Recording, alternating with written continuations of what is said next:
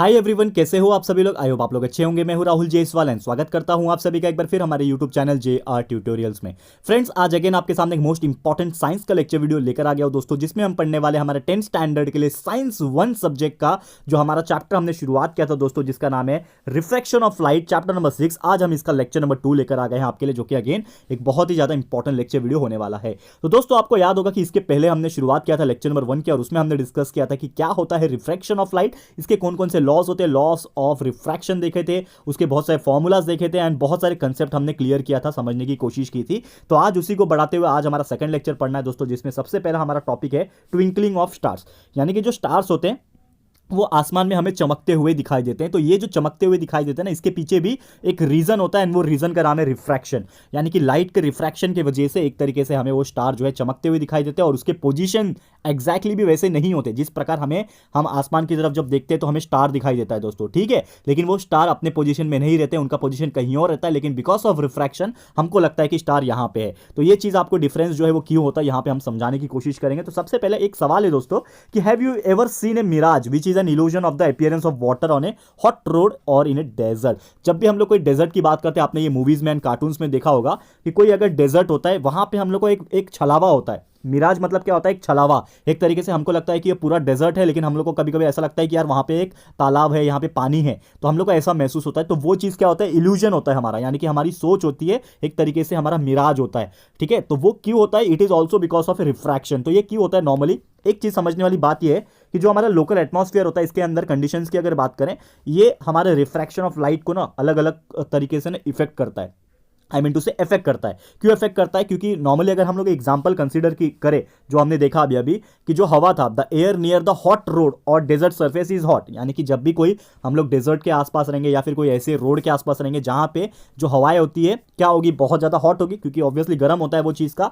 तो इसीलिए हम लोग क्या बोल सकते हैं, जब वो हॉट होगा तो इसके लिए हम लोग बोल सकते हैं कि जो रेयर होगा एयर उसके ऊपर होगा। करेक्ट है ना? यानी कि जो हॉट एयर रहता है वो थोड़ा सा रेयर होता है। आपने ये चीज पढ़ा हुआ है फर्स्ट लेक्चर में, मैंने आपको बताया था rare medium and denser medium कैसे पास होता है towards the normal, away from the normal. ये हमने डिस्कस किया था ऑलरेडी दोस्तों फर्स्ट लेक्चर में, ठीक है। तो ये जो हवा जो हॉट जो एक तरीके से डेजर्ट सरफेस रहता है ना, वो हॉट रहता है और वो थोड़ा ज़्यादा रेयर रहता है जो उसके ऊपर हवा रहता है। यानी कि एक तरीके से आप बोल सकते हो कि जो आपका हॉट एयर है, नीचे वाला समझ लो ये आपका हॉट एयर है, तो ये क्या है? थोड़ा सा रेयर है आपके लिए, और उसके ऊपर जो हवा रहेगा वो ठंडा रहेगा, तो यानी कि वो क्या रहेगा? डेंसर रहेगा।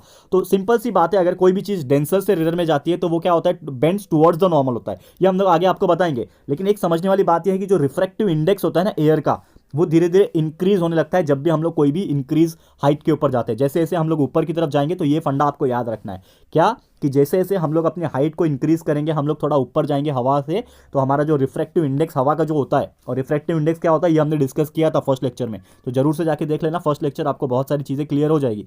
तो रिफ्रैक्टिव इंडेक्स जो रहेगा ना हवा का, वो इंक्रीज होता रहेगा जैसे जैसे हम लोग हाइट के ऊपर जाएंगे। तो जैसे हम लोग लाइट रेस की अगर मैं बात करूँ, और जो मैं आपको बता रहा था मिराज, ठीक है, तो यहाँ पे क्या होता है? कोल्ड करंट और हॉट एयर, कोल्ड एयर और हॉट एयर की वजह से क्या होता है? एक इल्यूजन क्रिएट होता है, और एक तरीके से इसका इल्यूजन क्रिएट होता है। देखो यहाँ पे एक तरीके से पेड़ था, लेकिन यहाँ पे रिफ्लेक्शन इसका इस तरह दिखाई देता है, और हम लोग को ऐसा लगता है कि ये क्या है? इधर पे पेड़ है, ठीक है। तो ये इसीलिए होता है क्योंकि नीचे आपका हॉट सर्फेस है, हॉट एयर है, और ऊपर क्या है? कोल्ड एयर है। तो ये फर्क इसके वजह से आता है। तो जो मैं बता रहा था आपको, कंटिन्यू करते हैं वहां पे, कि जो लाइट रेज होता है ना, वो एक डिस्टेंस ऑब्जेक्ट के थ्रू आता है, और वो इस तरह से आता है इमेज की तरफ कि हमें दिखाई देता है एक तरीके से मिराज। यानी कि हम लोग को ऐसा दिखाई देता है कि वो ऑब्जेक्ट जो है उसका रिफ्लेक्शन जो आता है वो बहुत ही दूर से आता है, यानी रिफ्रैक्शन आ रहा है उसका बहुत दूर से आ रहा है। लेकिन हम लोग को बिकॉज ऑफ हॉट सरफेस हम लोग को ऐसा दिखाई देता है कि वो नजदीक में ही है और कहीं पे नीचे की तरफ है। तो ये जो इफेक्ट होता है ना, ये क्या करता है? एक मिराज को क्रिएट करता है, एक छलावा को क्रिएट करता है, जिस प्रकार आपको ये डायग्राम में नजर भी आ रहा होगा, ठीक है। तो ये इफेक्ट जो होता है एटमॉस्फेरिक कंडीशन का रिफ्रैक्शन के ऊपर, ये हमें सेम ट्विंकलिंग ऑफ स्टार्स के ऊपर भी देखने मिलता है। तो स्टार्स, पहली बात तो क्या होते हैं? स्टार्स जो होते हैं ना, they are called as the self luminous, यानी कि खुद से ही उनकी रोशनी होती है। जैसे मून जो होता है ना, चंद्रमा, वो सेल्फ ल्यूमिनस नहीं है, उसके ऊपर जब तक सूरज की रोशनी नहीं पड़ती तब तक वो नहीं चमकेगा। तो सेम स्टार्स जो होते हैं ना, वो क्या होते हैं? सेल्फ ल्यूमिनस होते हैं and can be seen in the night. हम रात के समय स्टार्स को देख पाते हैं क्योंकि वो चमकता हुआ दिखाई देता है हमें सनलाइट के एब्सेंस में भी। They appear to be point source, यानी कि हम लोग दूर से जब देखते हैं तो हमें एक छोटा सा पॉइंट दिखाई देता है। फॉर एग्जांपल मैं इधर एक इंसान है और वहां पे उसको देख रहा है, तो ये एक छोटा सा पॉइंट हमें दिखाई देता है, करेक्ट है। अब पॉइंट सोर्स दिखाई देता है क्योंकि ये बहुत ज़्यादा क्या है, हमारे से बहुत ज़्यादा दूर है, इसके लिए एक छोटा सा पॉइंट के तौर पे दिखाई देता है, लेकिन चमकता हुआ दिखाई देता है। तो जैसे जैसे डेंसिटी जो होता है हवा का इंक्रीज होता रहता है, और जैसे जैसे जो हाइट है वो लोअर होता जाता है हमारे सरफेस ऑफ अर्थ के ऊपर, तो रिफ्रैक्टिव इंडेक्स क्या होता है, इंक्रीज होता है। जैसे मैंने आपको स्टार्टिंग से ही बताया कि जैसे जैसे हम लोग अपना हाइट को इंक्रीज करेंगे और हवा के ऊपर ऊपर जाते जाएंगे, तो हमारा जो रिफ्रैक्टिव इंडेक्स हवा का जो होता है वो इंक्रीज होता रहता है, जिसकी वजह से क्या होता है कि जो स्टार जो लाइट था वो हमारी तरफ जो आ रहा होगा ना, क्योंकि जैसे कि अभी स्टार का लाइट है तो हमारी तरफ पड़ रहा होगा, तो जैसे हमारी तरफ ट्रैवल कर रहा होगा तो ये कहां से आ रहा है, रेयर मीडियम से डेंसर मीडियम की तरफ आ रहा है। क्योंकि जैसे मैंने बोला कि हॉट एयर क्या था, हमारा डेंसर मीडियम था, तो हॉट नीचे रहता है और ऊपर क्या होता है, ठंडी हवा रहती है, तो ठंडी हवा से हॉट में आ रहा है, यानी कि रेयर से डेंसर मीडियम पे आ रहा है। और एक चीज हमने बहुत पहले पढ़ा हुआ है फर्स्ट लेक्चर में, क्या पढ़ा है कि जब भी कोई ray of light rare medium से डेंसर मीडियम पे जब ट्रैवल करता है तो वो जो लाइट है रिफ्रैक्शन होके वो टुवर्ड्स द नॉर्मल बेंड हो जाता है, करेक्ट है ना। फॉर एग्जांपल जैसे मैंने आपको बताया था कि ये नॉर्मल है, ये मेरा कोई सरफेस है, प्लेन है, ये नॉर्मल है मेरा एन, ठीक है ना। तो अगर मेरा लाइट इस तरह आ रहा है तो एक्चुअली जाना चाहिए था इस तरफ, लेकिन वो टुवर्ड्स नॉर्मल जो है थोड़ा सा बेंड हो जाएगा, यानी कि बेंड हो जाएगा टुवर्ड्स द नॉर्मल,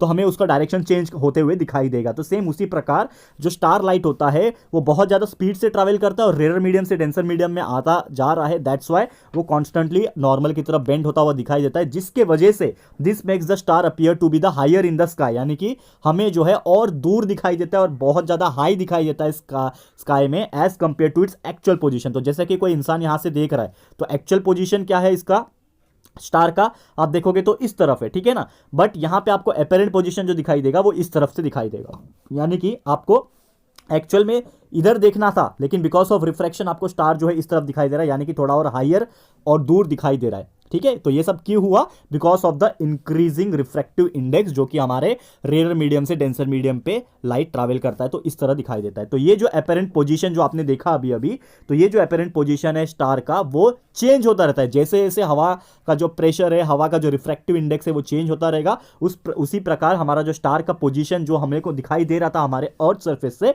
वो भी क्या होता जाएगा, चेंज होता रहेगा। और ये जेन्युइन है, कभी आप नोटिस नहीं करते हो दोस्तों, लेकिन आज ही रात को जाना और नोटिस करना दोस्तों, ये आपको दिखाई देगा और स्टार अपना पोजीशन आपको थोड़े थोड़े समय के बाद चेंज होते हुए दिखाई देंगे। ऐसा क्यों हो रहा है, बिकॉज हवा जो है अपना रिफ्रैक्टिव इंडेक्स चेंज करता रहता है और हमें अपेरेंट पोजीशन ऐसे ही दिखाई देता है। And this is because of the motion of the atmospheric air, क्योंकि जैसे मैंने बोला कि आसमान में जो हवा है, एटमॉस्फेयर में जो हवा है, वो भी अपना पोजीशन चेंज करता है, तो जैसे ही हवा अपना पोजीशन चेंज करेगा तो रिफ्रैक्टिव इंडेक्स भी इंक्रीज होता रहेगा। एंड बिकॉज ऑफ दैट जो पॉसिबिलिटी था जो लाइट का रेयर मीडियम से डेंसर मीडियम में आने का, वो भी चेंज होता रहेगा। And because of that changing air density also temperature cause the different position of the star in the atmosphere, ठीक है।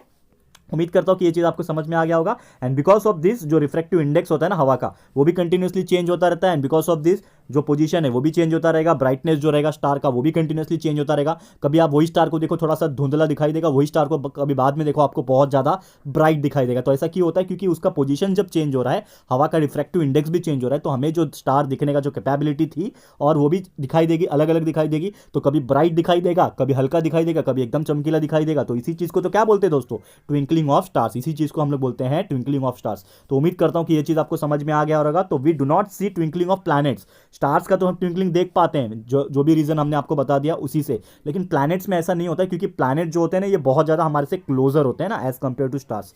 प्लैनेट्स थोड़े क्लोज होते हैं, स्टार्स काफी दूर होते हैं, इसके लिए हम लोग को यहाँ पे एक तरीके से हमें थोड़े से धुंधले हैं, कभी ब्राइट दिखाई देते हैं, वो टिंकलिंग होते हैं, लेकिन प्लैनेट्स में ऐसा नहीं होता। ये चीज़ आपको याद रखना है। क्लियर है दोस्तों। तो उम्मीद करता हूं कि क्यों एंड कैसे एंड आपका ये जो ट्विंकलिंग ऑफ स्टार्स का जो कंसेप्ट है ये आपको क्लियर हो गया होगा। बहुत ही अच्छा टॉपिक था एंड इसके ऊपर क्वेश्चंस भी आपको पूछते हैं, तो जरूर से आप इसको लर्न कर लेना। बहुत इंपॉर्टेंट कंसेप्ट नॉलेज मैंने आज देने की आपको कोशिश की है।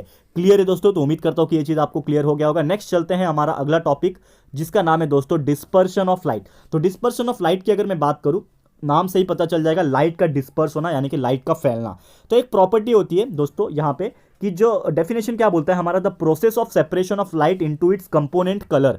यानी कि जो लाइट होती है ना दोस्तों, उनके अंदर ना बहुत सारे कलर छुपे होते हैं। तो अगर वो लाइट अपने कंपोनेंट्स कलर में सेपरेट हो जा रही है, अलग अलग हो जा रही है, जब भी वो किसी भी मीडियम से पास होता है ना, तो उसी चीज को बोलते हैं डिस्पर्सन ऑफ लाइट। और ये आपने देखा भी है, जैसे कि आपको पता है रेनबो का फॉर्मेशन। तो ऑब्वियसली होता क्या है कि रेनबो हमें 7 कलर के दिखाई देते हैं विबग्योर, यानी कि violet, indigo, blue, green, yellow, orange, red. ये विबग्योर दिखाई दे रहा है। आपको याद रखने के लिए मैं आपको बता दूं VIBGYOR,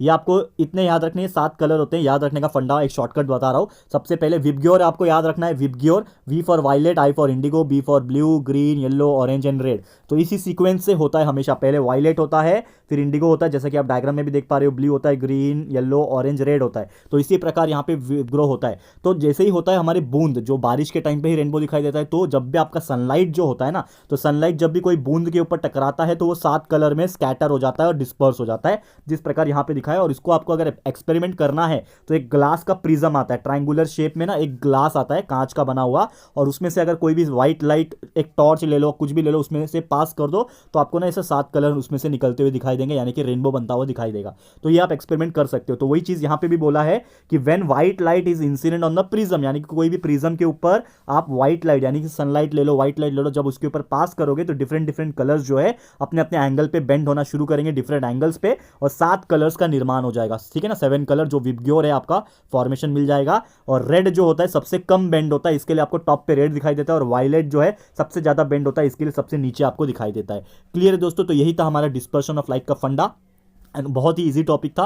और ये क्वेश्चन भी एग्जाम में पूछेगा, तो अगर आप पूछेगा तो डेफिनेटली आप उसको लिख पाओगे, इतनी मेरी गारंटी है। डायग्राम्स के तौर पे भी आप बना सकते हो, ये बहुत ही इजी है इसको बनाना, एंड उम्मीद करता हूँ कि ये भी चीज़ आपको समझ में आ गया होगा दोस्तों। तो यही था दोस्तों हमारा आज का लेक्चर वीडियो, जिसमें हमने 2 इंपॉर्टेंट टॉपिक्स पढ़े, twinkling of stars and dispersion of light. उम्मीद करता हूँ दोनों टॉपिक आपको क्लियर हो गए होंगे। And we will study the partial and total internal reflection. एक ही टॉपिक यहाँ पे बचा हुआ है इस चैप्टर के अंदर, जो कि आपका internal reflection, total internal reflection बोलते हैं, चाहे पार्शियल हो चाहे टोटल हो। ये सभी चीज़ हम लोग डिस्कस करेंगे हमारे अगले लेक्चर में। तो बस आपको थोड़ा सा इंतजार करना पड़ेगा, जल्द मिलेंगे हमारे अगले लेक्चर वीडियो में। तब तक के लिए thank you so much for watching this video. And दोस्तों, अगर आपको ये वीडियो अच्छा लगा है ना दोस्तों, तो प्लीज वीडियो को लाइक कीजिएगा, शेयर कीजिएगा, अपने सारे फ्रेंड्स लोगों को फटाफट से शेयर कर देना। एंड अगर आपने अभी तक इस चैनल को सब्सक्राइब नहीं किया है तो फटाफट से हमारे चैनल को भी सब्सक्राइब कर देना, साथ में बेल आइकन को हिट कर देना, ताकि जब भी हम लोग वीडियो लेकर आएंगे आप लोगों को नोटिफिकेशन मिलती रहेगी। ठीक है फ्रेंड्स, तो मिलते हैं हमारे अगले वीडियो में। ये वीडियो देखने के लिए thank you and good bye.